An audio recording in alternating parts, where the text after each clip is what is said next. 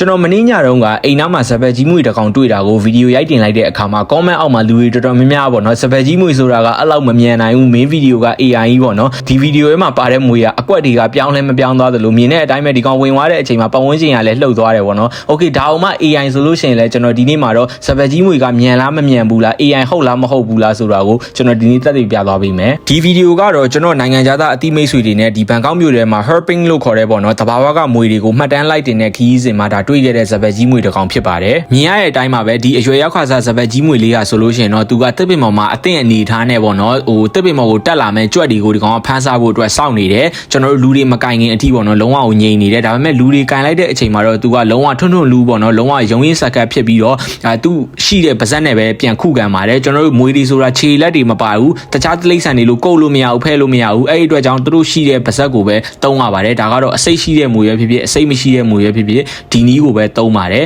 ဘလောက်ကြီးတဲ့မွေမဆိုဘလောက်သေးတဲ့မွေမဆိုပေါ့နော်အထူးသဖြင့်သူတို့တဘာဝမွေတွေပေါ့နော်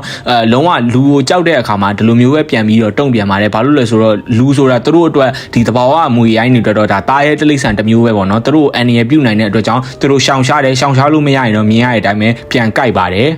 ဒါကတော့ဒါဒီကောင်းကိုကျွန်တော်ဒါကြိုက်သေးလားမကြိုက်သေးဘူးလားဆိုတာ6ထောက်နဲ့ဒါတွေးလို့သွားဆန်းနေရပါတော့မြင်ရတဲ့အတိုင်းပဲဒီလိုမျိုးမွေးတွေပေါက်တာကိုရှောင်နိုင်ဖို့ဆိုလို့ရှိရင်တော့ဒီကောင်လေးရဲ့ body language ကိုကျွမ်းကျင်မှရပါမယ်မဟုတ်လို့ရှိရင်တော့ live မကင်ဖို့ပဲကျွန်တော်ဒီနေရာမှာအကြံပေးခြင်းတယ်ပေါ့နော်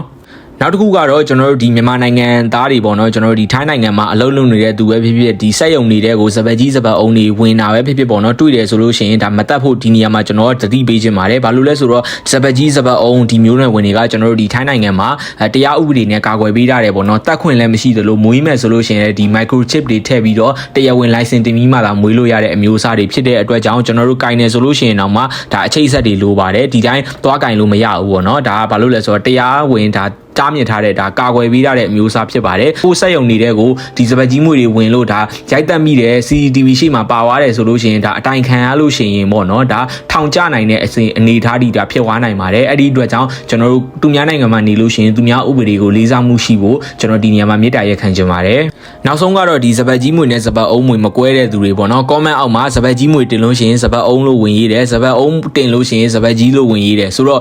ဒီမှာကျွန်တော်ပြပေးမယ်ပေါ့နော်ဒီမှာဘယ်ဘက်မှာဆိုလို့ရှိရင်တော့ဒါစပယ်ကြီးပါညာဘက်ကတော့ဒါစပယ်အုံးပါဆိုတော့ဘာကွာလဲဆိုလို့ရှိရင်တော့ဒီမှာအယောင်ကောဒီ pattern ကောအကုန်ကွာတယ်ပေါ့နော်ဒီခေါက်တော့ပဲနောက်ဗီဒီယိုမှာပြန်တွေ့မယ်ဆိုတော့ကျွန်တော်ဗီဒီယို AI ဟုတ်လားမဟုတ်ဘူးလားတော့ဒီလောက်ဆိုရင်တော့သဘောပေါက်လောက်ပြီထင်ပါတယ်နော်